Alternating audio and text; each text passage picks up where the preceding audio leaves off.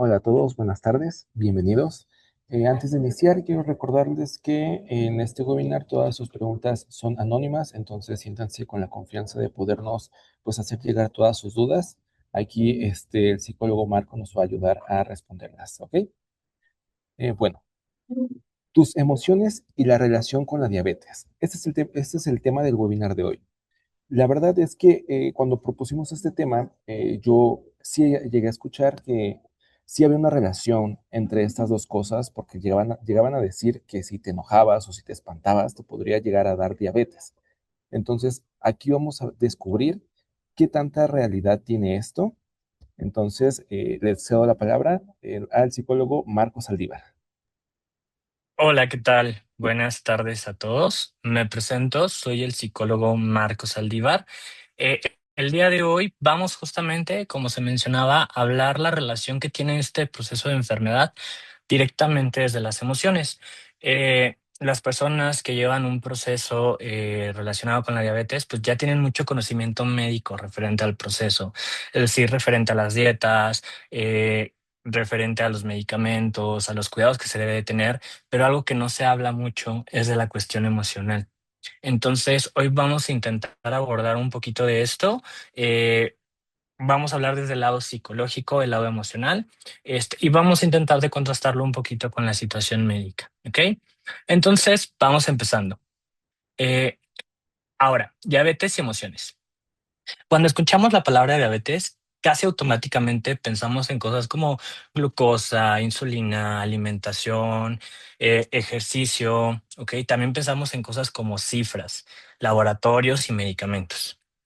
Pero la diabetes no solamente es un diagnóstico metabólico, es un proceso complejo que implica el cuerpo y también implica eh, áreas emocionales, ¿ok?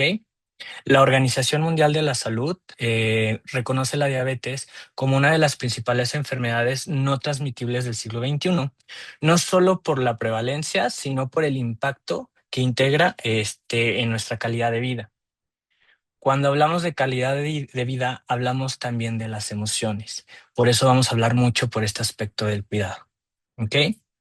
Ahora, vivir con un proceso de enfermedad crónico implica pues un proceso también de adaptación constante. No solamente es algo temporal, no es algo pasajero, ¿ok? Es una condición que nos acompaña también durante todos los días. O sea, el hecho de decir crónico, pues ya no es algo curable, ¿ok? Y pues obviamente esto tiene un impacto físico y emocional, ya que todo cambio permanente en la vida general tiene una respuesta emocional. Incluso varios estudios nos demuestran que las personas con diabetes tienen entre 2 y 3 veces más probabilidad de presentar síntomas como ansiedad, depresión, comparadas con personas sin diabetes. ¿Ok? También se presentan mayores niveles de estrés. Ahora, ¿por qué ocurre esto como en este proceso de adaptación? Porque el diagnóstico no solo implica el tomar medicamento. ¿Ok? Implica cambios en la alimentación, en los horarios, en la rutina, en la forma incluso de desenvolvernos socialmente.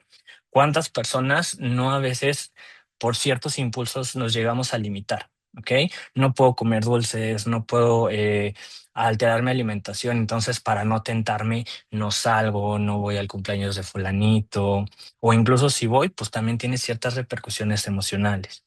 ¿Ok?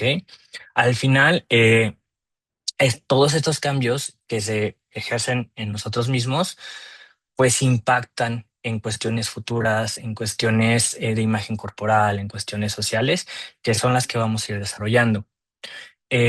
Muchas personas describen que desde el diagnóstico comienzan a vivir pensando en números, ¿ok? ¿Cuántos carbohidratos tiene el alimento? ¿Cuánto subirá mi glucosa? Si me como, me tomo esto, si estoy en riesgo en complicaciones. Y ese monitoreo constante que llevamos también se puede convertir en una carga mental, ¿ok? Es completamente normal que aparezcan emociones como miedo, frustración, tristeza o incluso enojo. Me dan miedo las complicaciones que este proceso pueda tener. Miedo de perder la visión, miedo de complicaciones médicas, miedo de depender de otros.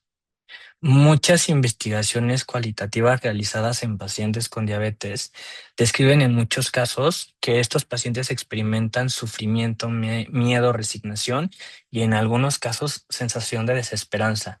Incluso a veces se llega a verbalizar el temor a la muerte o incluso angustia por el futuro. Esto no significa debilidad. En México y en muchas culturas tenemos muy remarcado que si hablamos de lo que sentimos, estamos siendo débiles, nos estamos dejando vencer y no, es muy importante poder verbalizar lo que sentimos, ¿ok? Esto, demostrar que tenemos miedo, que estamos enojados, que estamos tristes, no es debilidad, sino significa que nosotros como persona estamos atravesando un proceso de adaptación que se puede sentir justamente como una pérdida, la pérdida de salud tal cual la conocíamos. Y vamos a hablar un poquito del proceso de adaptación que tiene todo esto, ¿ok? Algo muy importante es que sentir tristeza no significa que la persona no esté luchando. Sentir enojo no significa que no queramos cuidarnos. Sentir miedo no significa que seamos débiles, ¿ok? Es un proceso de cambio que estamos atravesando en nuestras vidas, ¿ok? Ahora, en cuestiones fisiológicas, algo que se llega a presentar mucho también es el estrés, que vamos a ir desarrollando poco a poco. Pero pues para ir introduciendo, el estrés crónico que se llega a presentar muchas veces en el cuerpo activa cierto sistema en el cuerpo que libera cortisol, ¿ok? La hormona del estrés. Cuando se eleva el cortisol, se eleva la glucosa en la sangre porque nos prepara o prepara el cuerpo para una situación de amenaza. Por eso, si nosotros tenemos este estrés constante referente a las cosas que están pasando a nuestro alrededor, a medir si estamos o no estamos comiendo bien, si nos estamos o no estamos cuidando adecuadamente, si vamos, a veces este pensamiento también del cuidador, si vamos a molestar o no a las personas a nuestro alrededor, pues de esta manera todo el aspecto emocional llega a impactar no solamente en el cómo nos sentimos, sino en la cuestión fisiológica. ¿Ok? Entonces, aquí no vamos a hablar solamente de emociones, estamos hablando del proceso biológico real que impacta incluso en nuestra salud física, ¿ok? Toda esta cuestión emocional que nos repercute. Hoy quiero principalmente que podamos entender algo fundamental. La diabetes no se maneja únicamente con dieta y medicamentos, también se maneja por adaptación. Aprender a vivir con este proceso de enfermedad implica reconocer lo que estamos sintiendo, entender lo que estamos sintiendo y trabajar con ello, no ignorarlo. A veces, por cuestiones de miedo, tendemos mucho al rechazo.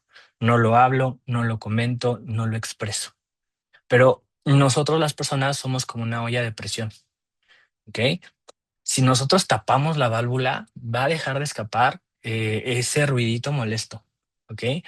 Pero en algún momento, como no hay una salida, de todo esto que nos está acumulando dentro, podemos llegar a explotar y no es lo que queremos. ¿Ok?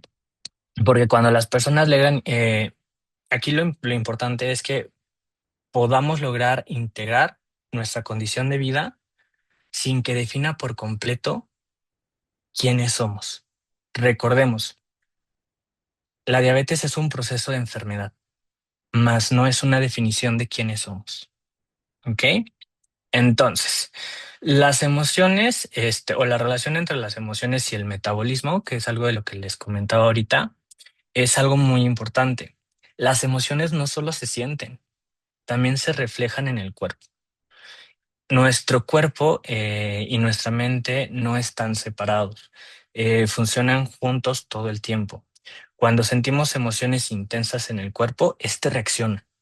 Por ejemplo, como les mencionaba ahorita, ¿no? El estrés. El estrés no es como tal una emoción negativa. Al final no hay emociones buenas, no hay emociones malas. Las emociones nos tratan de indicar algo, pero a veces estas emociones están un poco desequilibradas y se sienten como malas. ¿Ok? El estrés no es malo, no es negativo, es una respuesta natural del cuerpo, eh, digamos que se utiliza cuando se percibe una amenaza. El problema está cuando este estrés se vuelve constante. Cuando estamos estresados, el cuerpo libera lo que les comentaba, ¿no? La hormona del cortisol y adrenalina. Estas hormonas nos preparan para una sensación de huida, de escape, y pues al final es algo muy primitivo que utilizábamos anteriormente cuando nos persigue un depredador. Eh, Obviamente ahorita ya nos persigue un león. Ahorita mencionamos, ¿no? ¿Cuándo era la última cita con el médico? ¿Qué pasa si mis niveles están mal? Me siento raro, ¿ok? Siento que ya no puedo hacer las mismas actividades de antes. Entonces, este miedo tal vez ya no es un depredador, pero sí es un proceso que está afectando mi estilo de vida. Esto genera la adrenalina, esto genera el cortisol, causa estrés y como mencionábamos, libera más glucosa en la sangre para tener más energía disponible y poder reaccionar a este peligro, lo cual también afecta en este proceso. Obviamente, esta respuesta funciona muy bien si estuviéramos en un peligro real, si nos estuviera siguiendo un león, si viniera un meteorito cayendo, bueno, dependiendo, ¿no? Pero cuando el peligro es una preocupación constante, como pensar todo el tiempo en la enfermedad, en las complicaciones o en los números, el cuerpo sigue liberando glucosa aunque no la necesite, ¿ok? Y esto puede hacer que los niveles de azúcar se vuelvan más difíciles de controlar, ¿ok? Ahora, no solamente es el estrés, también es la ansiedad. Vamos a diferenciar un poco entre estrés y ansiedad porque a veces las llegamos a confundir y tienen mucho en común, claro. La ansiedad es una sensación de preocupación constante, de tensión, ¿ok? Que nos hace estar alertas todo el tiempo. Muchas personas que sufren de diabetes viven con el miedo de que el azúcar se suba o que se baje demasiado o tener complicaciones médicas, ¿ok? Las amputaciones, quedar hospitalizados, que se necesite de un cuidado constante, que incluso ya lo habíamos hablado, ¿no? Hasta el miedo a la muerte. La ansiedad se manifiesta en el cuerpo en un estado de activación permanente y cuando el cuerpo está en estado de alteración, pues el metabolismo también se altera. Vaya, esto puede ocasionar que haya subidas inesperadas de glucosa también o incluso síntomas que confunden la hipoglucemia. A veces también un ataque de ansiedad se siente como un infarto. Entonces muchas personas corren al hospital pensando que ya les va a pasar algo. Hay estos síntomas físicos también pueden hacer que afecten de manera adecuada el diagnóstico y el tratamiento que llevamos. Porque si nosotros relacionamos lo emocional que se está causando con los síntomas del proceso de enfermedad, ahí va a haber muchas alteraciones que puede hacer que no se encuentren las causas correspondientes, que es emocional y que es físico, porque al final se llegan a entrelazar y esto puede causar muchas complicaciones, incluso miedo. Si yo siento que me estoy muriendo y me va a dar un ataque en el corazón y voy al médico y me dice que es ansiedad, lo que voy a necesitar es regresar de nuevo y de nuevo, de nuevo al médico porque ya no voy a saber distinguirlo, entonces mi miedo se va a alterar. La ansiedad va a estar constante, ¿ok? Además, la ansiedad pues, no solamente afecta en este sentido, también afecta en cuestiones del sueño. Cuando no podemos dormir bien, obviamente pues altera las energías que tenemos, la cantidad de comida que consumimos y pues obviamente para el proceso de la diabetes eso también requiere más complicaciones. ¿Ok? Algo que también tenemos que reconocer en estos procesos es la depresión. ¿Ok? La depresión no solamente es estar triste. La depresión en estos procesos a veces es sentirse incluso sin energía, sin motivación, sin ganas de hacer cosas que antes se sentían importantes o relevantes. En personas que viven con este proceso de enfermedad, la depresión es más frecuente en esta población en general y tiene un impacto directo en el autocuidado. Cuando una persona está deprimida, puede llegar a pensar, ¿para qué me cuido si igual voy a empeorar? ¿Ok? No tengo energías para hacer ejercicio, no tengo ánimos para seguir la dieta. ¿Ok? Y esto no solamente afecta la cuestión de la disciplina, es parte también de cómo funciona, digamos, la depresión. La evidencia muestra que cuando hay síntomas depresivos es más probable que los niveles de glucosa estén más elevados. No porque la persona no quiera cuidarse, sino porque emocionalmente está agotada. Muchas personas dicen, no estoy triste, pero no tengo ganas de salir con mi familia. No estoy triste, solamente estoy cansado y quiero dormir. ¿Ok? A veces lidiar, entender estas emociones es algo muy complicado. Y una manera que busca el cuerpo es apagarse. Ya no quiero sentir. ¿Ok? Es muy agobiante pensar en los medicamentos, es muy agobiante pensar en los procesos, las citas, el cuidado. Entonces, nuestro cuerpo decide, ¿sabes qué? Vamos a dormir. Pero esto lleva a que también el proceso vaya escalando. El proceso de enfermedad va avanzando porque no tenemos una adherencia al tratamiento como debería de ser. ¿Ok? Y algo también que pasa mucho en estos procesos es la negación. La negación es esa etapa muy común cuando se recibe un diagnóstico. Es una forma que emocionalmente tenemos para protegernos del impacto, ¿ok? El impacto emocional que esto causa. Las personas pueden llegar a decir, bueno, no es tan grave, mi azúcar no está tan alta, ¿ok? Con que me cuide un poquito es suficiente, el médico no sabe de lo que habla, yo me siento bien, ¿ok? En el momento, pues puede sentirse como un alivio, da tranquilidad. Esa es la función de la negación. Dar al cuerpo un poco de tranquilidad ante algo que no sabe cómo procesar. Pero si la negación se mantiene, puede causar cambios importantes en cuestiones de alimentación, en el ejercicio, en el seguimiento médico. Y esto puede hacer que el proceso de enfermedad también vaya escalando. Afecta mucho el control metabólico. ¿Ok? Quiero que nos quedemos con esta idea. No estamos diciendo como tal que las emociones causan la diabetes. ¿Ok? Lo que estamos diciendo es que las emociones influyen en el cómo el cuerpo responde y en cómo nos cuidamos. Influyen las hormonas, influyen el sueño, influyen el apetito e influyen nuestras decisiones diarias. Y tomando en cuenta cuántas de estas cosas no nos dicen los médicos que cuidemos cuando estamos en un proceso de enfermedad. Si todo esto se ve alterado, pues entonces la calidad de vida también se ve alterada. Las emociones influyen en nuestro metabolismo, ¿ok? Por eso, cuando hablamos de tratamiento, no solo hablamos de medicamentos, también hablamos de regulación emocional, porque cuando disminuye el estrés, el cuerpo responde mejor. Estamos menos tensos, sonreímos más, estamos disfrutando más de las cosas, somos más conscientes, somos más flexibles. Una palabra que se utiliza mucho en terapia, la flexibilidad cognitiva.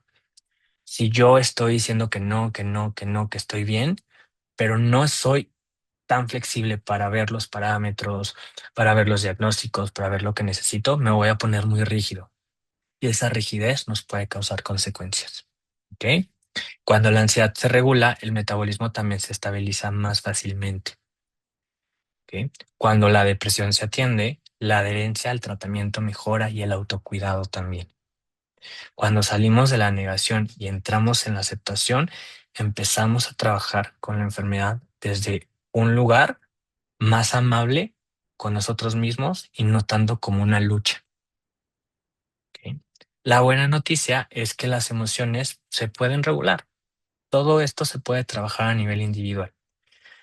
No podemos evitar sentir, y eso es algo de, si están en proceso de terapia o si van a iniciar un proceso de terapia, es algo que se trabaja mucho. No se busca eliminar las emociones, ¿ok? Se aprende a entender qué estamos sintiendo, cuál es la respuesta o la función que esta emoción tiene para cuidarnos y poder manejarlas y aprender a manejarlas de una manera un poco más adecuada y amable.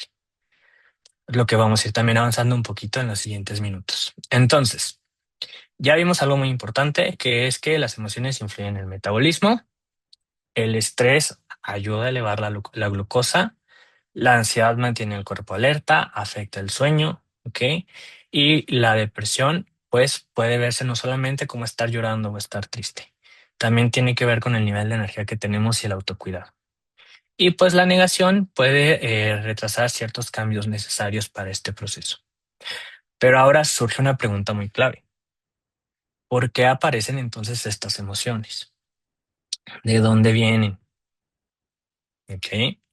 Quiero que sea algo que se vayan cuestionando, porque todos nos vamos a sentir de manera diferente. No todos van a reaccionar con estrés, con depresión, con ansiedad, con negación. Algunos pueden sentir enojo, algunos pueden sentir desinterés, ¿ok? Entonces, quiero que ahorita se hagan esta pregunta de manera personal. Cuando yo pienso en mi proceso de enfermedad, o incluso no mío, en el de alguien más, ¿qué emociones me causa? ¿Ok? Y aquí es donde entramos en algo muy importante. El proceso emocional que muchas personas viven cuando reciben un diagnóstico o conviven con alguien con un diagnóstico crónico, ¿ok? Es muy diferente. Muy bien. Ahora, vamos a hablar un poquito en relación al proceso de duelo. Muchos dirán, bueno, ¿y qué tiene que ver el duelo con este proceso? Quienes ya lo conozcan un poco, quienes hayan oído del duelo, pues puede que sea algo que no entendamos qué relación pueda tener con un proceso de enfermedad, pero se los voy a explicar. Cuando hablamos del duelo, muchas personas llegamos a pensar únicamente en la muerte de un ser querido, pero el duelo es mucho más amplio, ¿ok? El duelo es un proceso emocional que vivimos cuando pasamos por un proceso de adaptación. De hecho, una manera también en la que le decimos al duelo es proceso de adaptación, ¿ok? ¿Y qué creen? Recibir un diagnóstico de una enfermedad crónica conlleva una adaptación, incluso también a lo que conocemos como una pérdida, la pérdida de un estilo de vida, ¿ok? Tal cual la conocíamos. Se pierde la idea de la salud como la percibíamos antes, se pierden ciertas sensaciones de libertad en la alimentación, aparecen ciertas preocupaciones que antes no estaban sobre el futuro, ¿ok?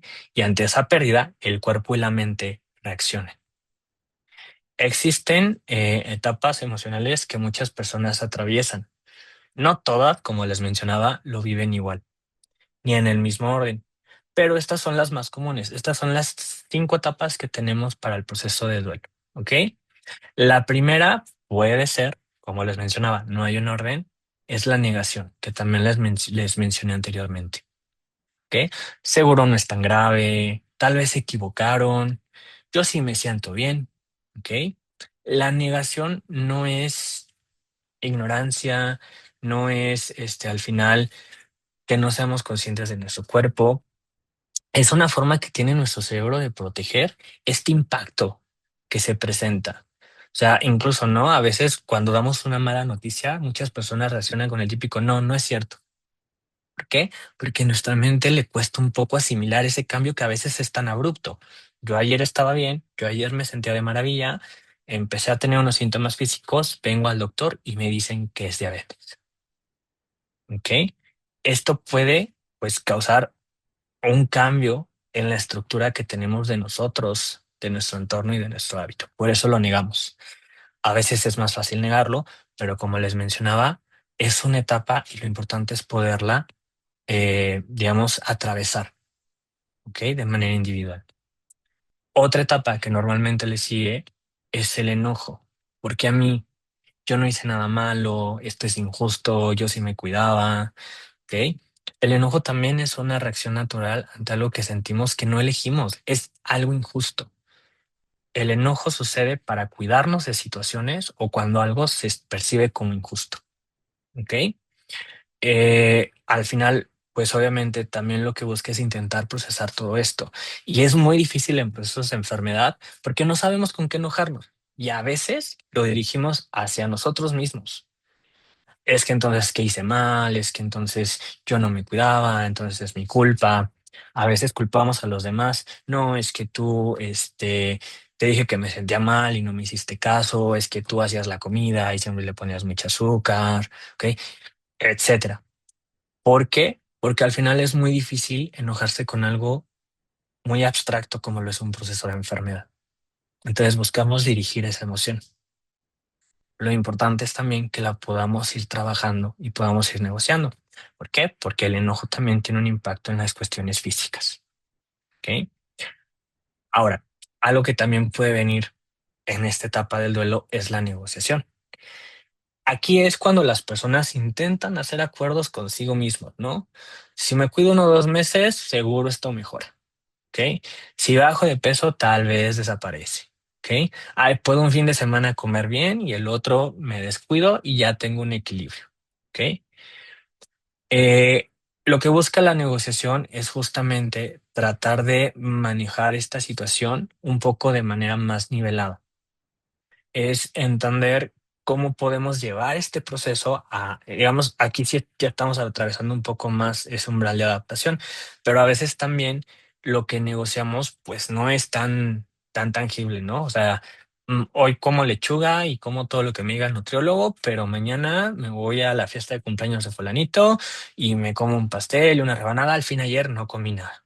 A veces estas negociaciones y estas formas de llevarlo, sin un proceso consciente, sin la información adecuada y sin un autocuidado, pues también puede surgir ciertas repercusiones y esto puede hacer que nos movamos entre las diferentes etapas, ¿no? Recordemos, esto no es lineal, tengo 1, 2, 3, 4 y 5, no porque sea de la 1 a la 5, sino porque son 5 etapas, pero podemos estar en una y en la negociación pasarnos al enojo y del enojo a la negación y de la negación a la tristeza. ¿Ok? O estar en más de una al mismo tiempo. Entonces es muy importante que vayamos reconociendo cuándo estamos atravesando parte de estas etapas. ¿Ok? Algo que también aparece mucho y que también les había mencionado es como la depresión. ¿Ok? Que también conocemos como tristeza. Va por ciertos niveles. En cuando se siente emociones de cansancio, agotamiento, cuando el tratamiento parece demasiado, que se siente incluso a veces agobiante, cuando aparecen complicaciones y decimos, bueno, ya para qué lo intento, ya para qué lo hago, ¿ok? Cuando las personas sienten que perdieron una parte de lo que era su vida anterior, pues se presenta lo que es esta sensación de depresión. En estudios realizados con personas con diabetes, se ha observado que esta etapa de tristeza o depresión puede asociarse con niveles más elevados de glucosa, especialmente cuando el diagnóstico tiene varios años y el desgaste emocional es mayor. ¿Por qué? Justamente porque también estas partes tienen un lado hormonal. Nosotros podemos ver emociones, ¿ok? Pero al final las emociones también activan partes del cerebro. Si nosotros empezamos a sentir estrés, generamos lo que mencionamos antes como el cortisol, ¿ok? ¿Qué pasa si nosotros estamos en un periodo de tristeza?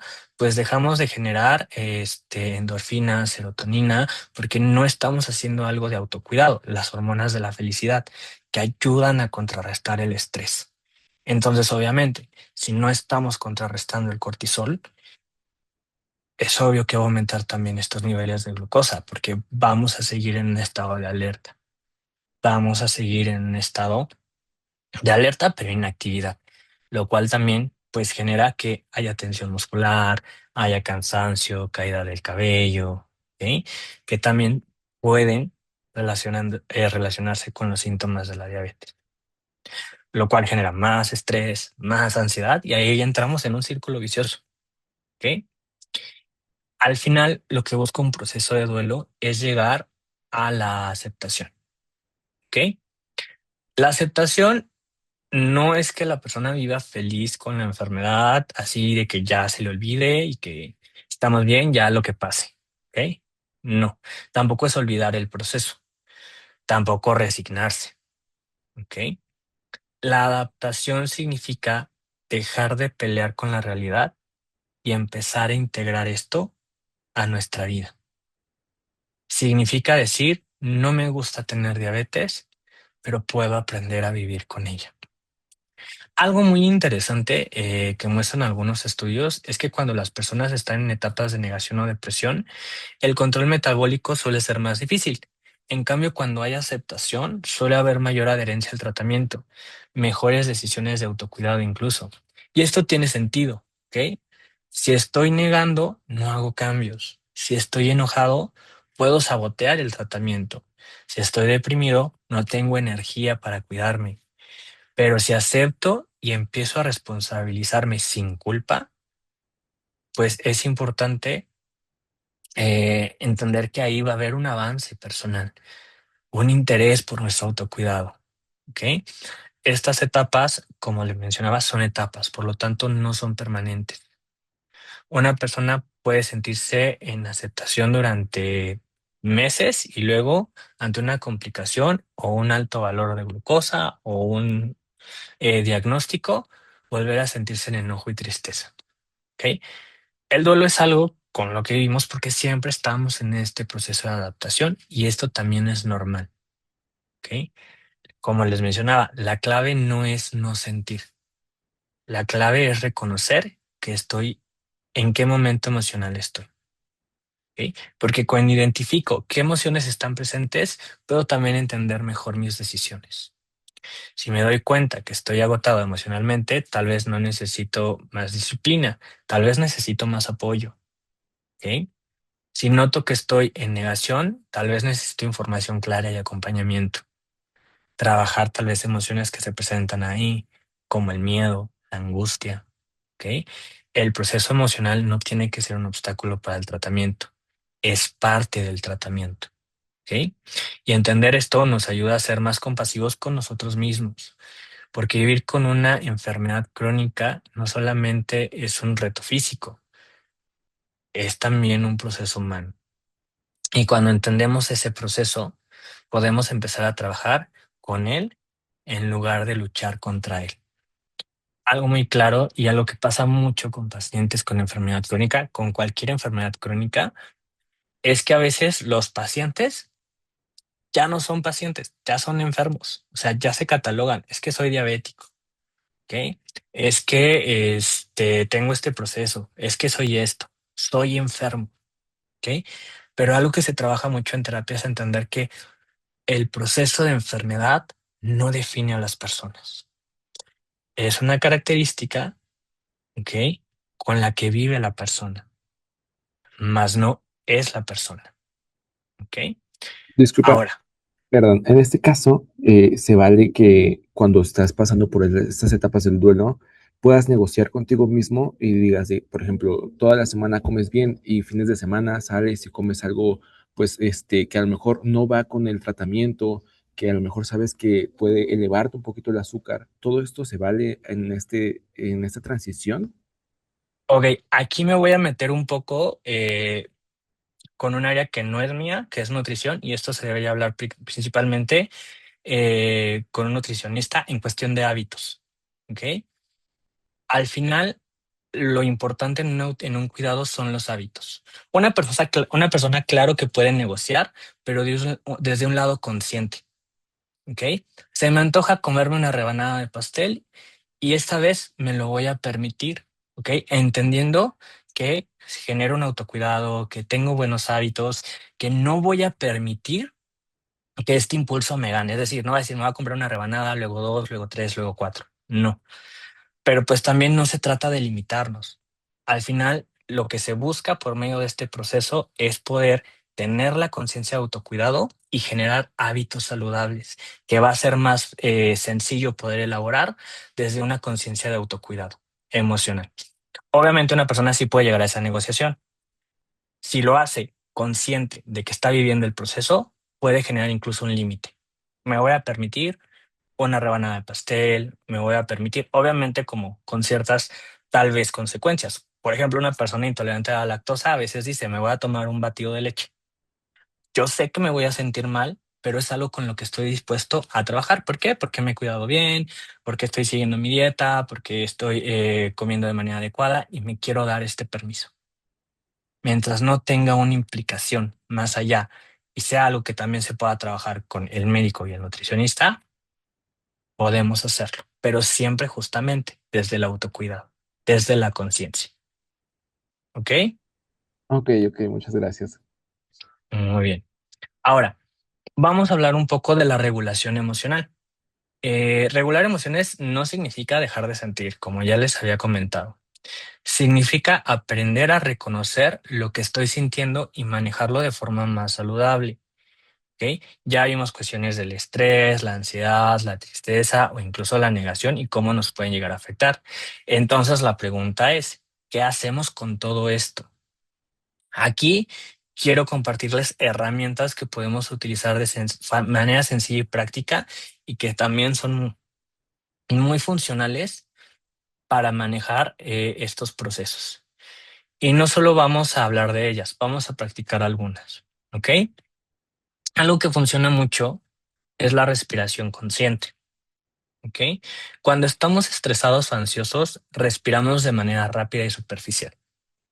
Esto mantiene al cuerpo en una sensación de alerta, nos sentimos agitados, o sea, y la respiración es irregular, sentimos que nos sofocamos, sentimos que las cosas nos están rebasando, entonces, obviamente, esto hace que el cuerpo se siga sintiendo en un estado de alerta. Lo que necesitamos comunicarle a nuestro cuerpo es que no estamos en un peligro inminente, ¿ok? No nos está siguiendo un oso, no nos va a caer un meteorito, estamos en una situación que nos preocupa. Lo que buscamos es regularnos para poder establecer una acción, ¿ok? Cuando respiramos de manera consciente y profunda, enviamos una señal al cerebro de que no estamos en peligro, porque hay como este choque. Como casi casi lo que nos dice nuestro cerebro es cómo te puedes detener a respirar si ahorita estás en crisis, estás en peligro. Lo que le estamos mandando es la señal de no, no estoy en peligro, me siento en peligro, ¿ok? Pero puedo tomarme el tiempo para asimilar este peligro. De esta manera, el cuerpo reduce la producción de la hormona del estrés, ¿ok? Al que haya menos cortisol, también significa menos liberación innecesaria de glucosa, entonces también nos ayuda. Vamos a hacer una actividad de respiración juntos, ¿ok? ¿Qué les voy a pedir? Siéntense de la manera más cómoda posible. Ambos piecitos los vamos a poner en el piso, ¿ok? Eh, Vamos a tener la espalda lo más recta posible, sacando el pecho, pero sin tensionando. A veces les digo, saquen el pecho y me hacen esto. No, el pecho es aquí. Pecho al cielo, hombros relajados, ¿ok? Y vamos a colocar nuestras manos aquí. Este ejercicio le llamamos respiración de mariposa. Lo vamos a intentar ahorita, en conjunto. Van a ver la reacción que tiene y después les doy una explicación. ¿Ok? Entonces, manitas aquí en el pecho. Si quieren, cierren los ojos de manera tranquila. Nada más sigan mis indicaciones y nos vamos a dar palmaditas. ¿Ok? Palmaditas firmes, lentas y constantes. Cerramos los ojos y vamos a inhalar durante 4 segundos. Inhalamos. 1, 2, 3, 4. Sostenemos 4. 1, 2, 3, 4 y exhalamos en 6. 1, 2, 3, 4, 5, 6. Sostenemos 4 segundos. No olviden sus palmas. Siguen tocando. 3, 4 y volvemos a intentarlo una vez más. Inhalamos. 1, 2, 3, 4. Sostenemos. 1, 2, 3, 4 y exhalamos en 6. 1, 2, 3, 4, 5, 6. Una vez terminando, voy deteniendo mis palmas poco a poquito hasta que quedan en mi pecho y me voy a apretar fuerte, fuerte, fuerte, fuerte. ¿Ok? Sueltan sus manos y abren los ojitos. ¿Qué pasa en este ejercicio? El cuerpo se relaja. Incluso algunas personas cuando lo terminan me dicen, ay, me dio sueño. ¿Te relajaste? ¿Ok? ¿En qué ayuda este ejercicio llamado abrazo de mariposa? Ayuda a que esta dispersión que tenemos por el estrés, por la ansiedad, que nos tiene pensando en, ay, y mañana la cita y los medicamentos, y sí me tomé la pastilla y comí lo que debía y no fui al súper y todas las cosas que vivimos cotidianamente, nos ayuda a centrarnos un poquito en el presente, ¿ok? La ansiedad es mucho angustiarnos por cosas del futuro y el estrés va mucho enfocado a cosas que tenemos que hacer. Entonces, esto nos ayuda a tomarnos literalmente un respiro de todo esto. La respiración, como decía, ayuda a regular un poco el ritmo cardíaco, baja la aceleración que causa el cortisol, la adrenalina. por lo tanto los contrarresta. ¿Ok? El cuerpo entra en un estado de relajación. Y la sensación física ayuda también a que nuestro cerebro se enfoque en una parte específica. Una en el movimiento, en lo motor. Como estamos mandando una indicación directa de mover el brazo, pues entonces nuestro cerebro se tiene que centrar en ello. Y la sensación, pues también manda un estímulo al cerebro que hace que ponga atención, lo cual ayuda a relajarnos, ayuda un poco a tratar esta sensación de calma. ¿Ok? No es magia, simplemente es fisiología. ¿Ok? Entonces, esto sería un ejercicio que podemos utilizar. Ojo, no elimina el malestar, nos ayuda a relajarnos. Para trabajar todas las emociones tenemos que llevar un proceso personal. ¿Ok? Ahora, algo que también ayuda mucho es el movimiento consciente. ¿Ok? La actividad física. No hablo de ejercicio extremo, hablo de movimiento. Últimamente, con la tecnología y todas las situaciones, nos volvemos muy sedentarios. ¿Ok? Una caminata de 10 a 20 minutos no solamente mejora la sensibilidad, ¿ok? A la insulina, sino que también reduce mucho el estrés, mejora el estado de ánimo y ayuda a dormir mejor. ¿Ok? Nos ayuda también un poco con el metabolismo, con la digestión. Cuando el estado emocional mejora, pues obviamente el autocuidado se vuelve más fácil. Entonces, el hecho de realizar una actividad física, algo que nos gusta. Hay personas que me dicen, ay, me voy a meter al gimnasio, pero odian el gimnasio porque hay mucha gente, por el ruido, porque no le entienden a los aparatos, ¿ok? Algunos a veces incluso nos llegamos a sentir señalados, ¿no? Ay, como está muy delgado, se ve que no hace gimnasio, se ve que no ha entrenado en su vida, entonces nos hace sentir incomodidad. No es tanto entablar una actividad obligatoria como el gimnasio, sino es encontrar un espacio de algo que nos ayuda a movernos y nos ayuda a sentirnos bien. Hay personas que salen a caminar, andar en bici, ¿ok? Hay personas que se meten a clases de algo que les gusta, encontrar el tiempo o el espacio. Hay personas que dicen, sabes que no tengo tiempo, pero tengo que ir al súper o por los niños, me voy caminando, ¿ok? Unos 10 minutos de caminata, con eso por lo menos ya nos despejamos un poco, estiramos y eso obviamente también tiene una repercusión en nosotros, ¿ok? Mover el cuerpo también mueve a las emociones, ¿ok? Ahora, algo que también tenemos que tomar en cuenta es la red de apoyo. La dieta, al final, pues puede sentirse muy solitaria, pero no tiene que sentirse en aislamiento. Hablar con alguien reduce también la carga emocional. Algo que pasa mucho en procesos de enfermedad es no le voy a decir a fulanito cómo me siento porque no lo quiero preocupar. ¿Ok? ¿Qué pasa? Que cuando estamos del otro lado, decimos lo mismo. Ay, es que fulanito tiene su proceso de enfermedad. No le voy a comentar nada porque no quiero que se agobie. ¿Ok? Entonces, la comunicación ahí no existe. Nadie dice y cada quien carga sus cosas de manera individual. Pero las emociones pesan. ¿Ok? Y quiero que vean sus manos. Pónganlas aquí y enfrente de ustedes. Vean si tienen cicatrices. Vean si tienen heridas profundas, si tienen lunares, si tienen callos. ¿Ok?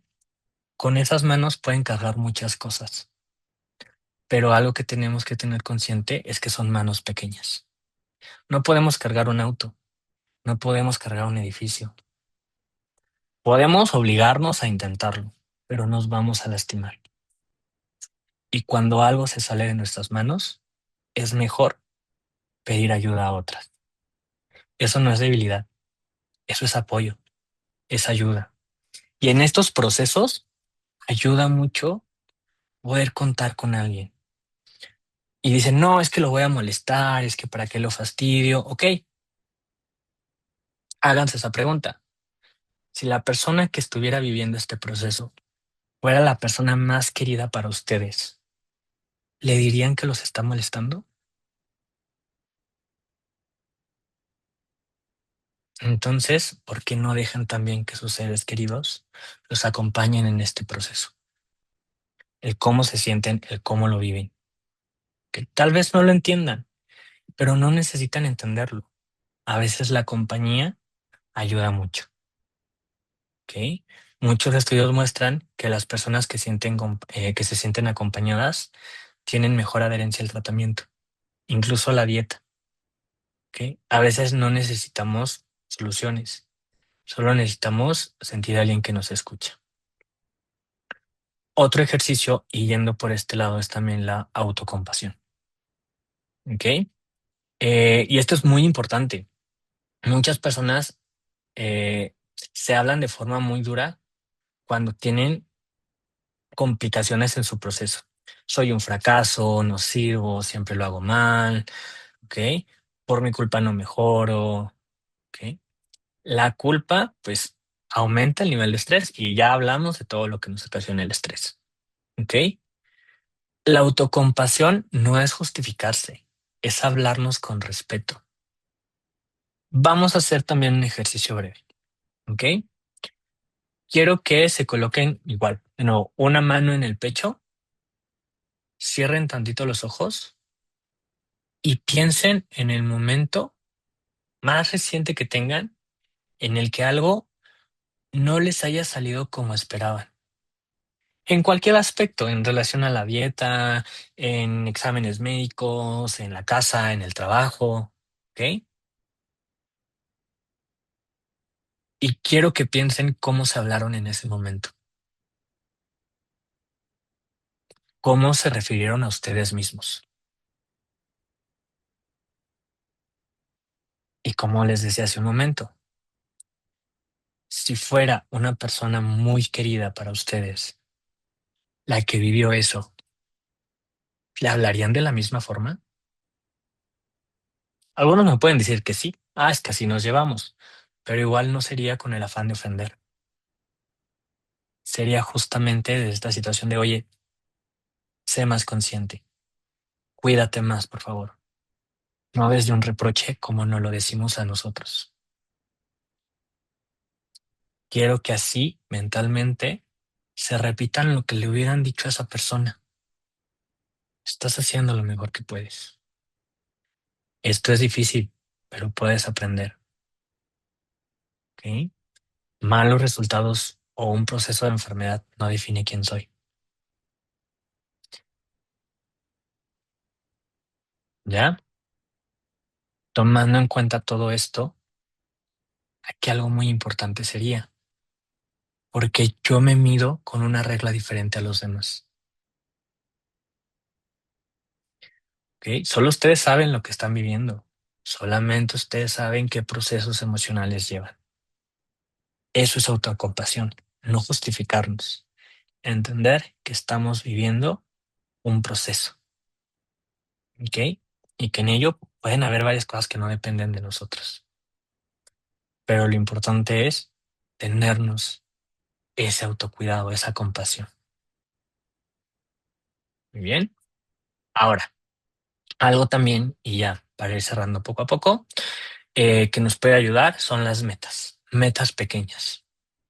Uno de los mayores errores es querer cambiar todo al mismo tiempo. Nueva dieta, nuevo ejercicio, nuevo horario, nuevos hábitos. El cambio abruma demasiado, ¿ok?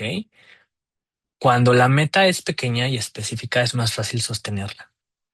Hay personas que dicen, ay, me voy a meter al gimnasio para cuidarme. Voy a ir todos los días 2 horas. Llega el lunes, llegar al trabajo, de cuidar a los niños, de hacer la comida, de comprar lo de la dieta, más el cansancio, más las emociones. No, ya no alcancé al gimnasio. Pero como ya no fui hoy, pues ya no voy. ¿Para qué voy mañana? Empiezo el próximo lunes. Y ojalá solo se quedara ahí. Una vez que ya es martes, miércoles, decimos, no, es que soy un flojo, nos empezamos a autorreprochar, ¿ok?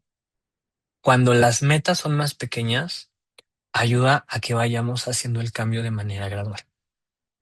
Algo que ayuda es, por ejemplo, ok, quiero empezar a hacer ejercicio, con el hecho de checar qué voy a hacer, que es un avance, es un pequeño logro. Ya vi que hay aeróbics en a una cuadra de mi casa. Y en la próxima semana voy a ir a pedir informes. ¿Ok?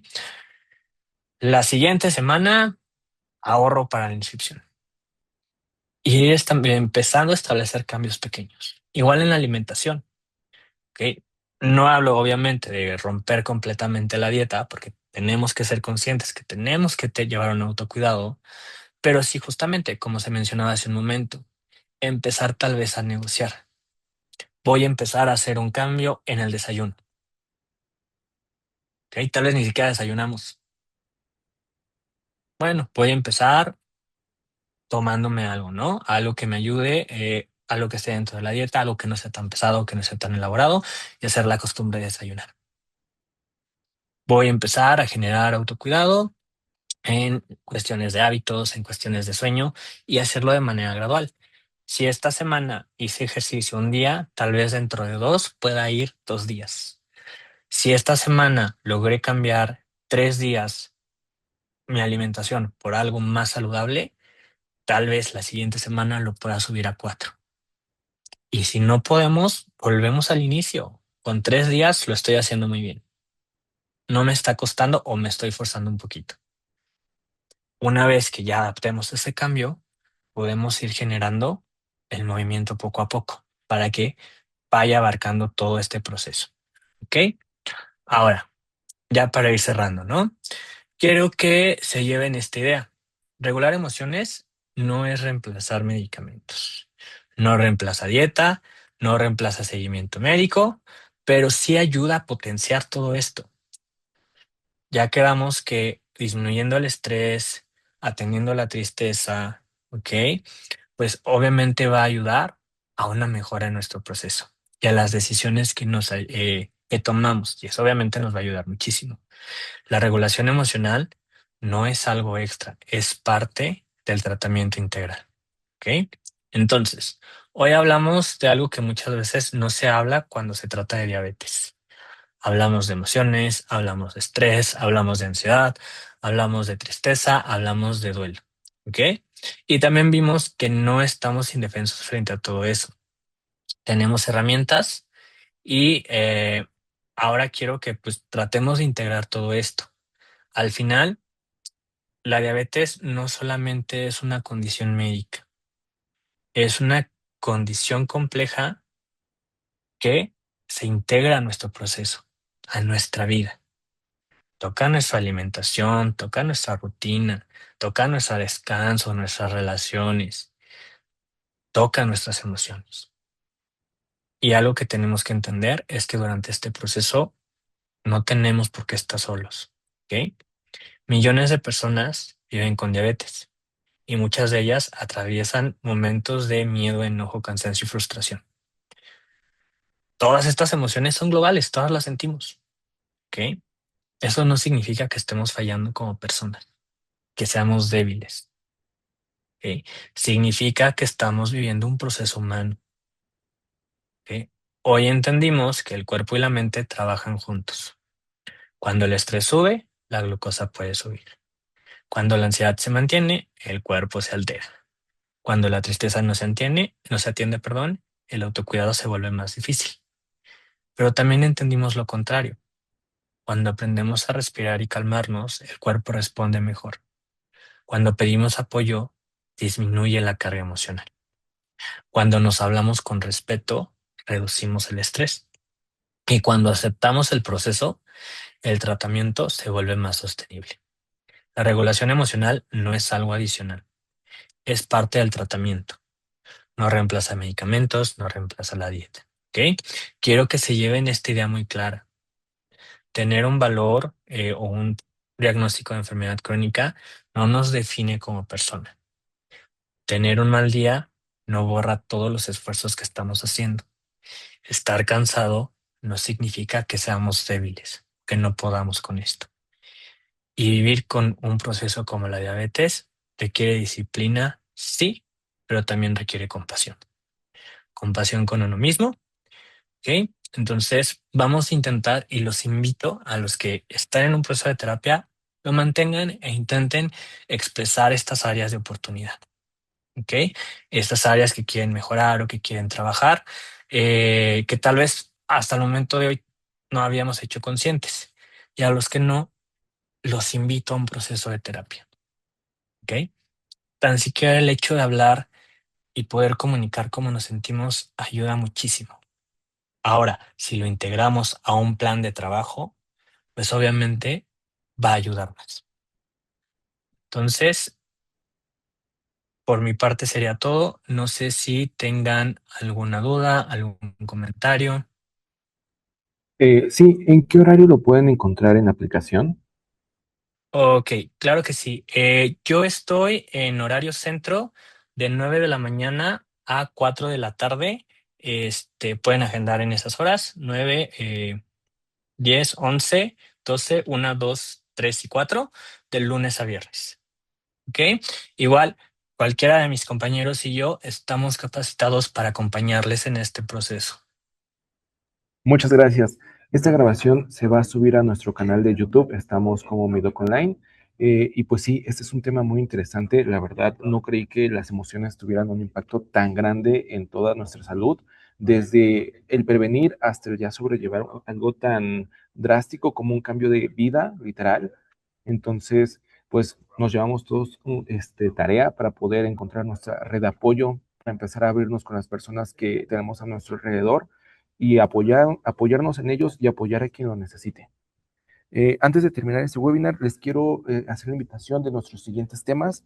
El 5 de marzo tendremos temas enfocados hacia el sistema inmunológico.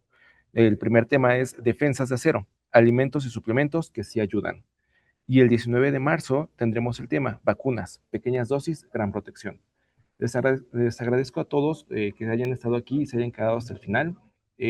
Nos pueden seguir en nuestras redes sociales y al terminar va a haber una pequeña encuesta que nos ayudará a que nos comenten qué otros temas les gustaría que trajéramos.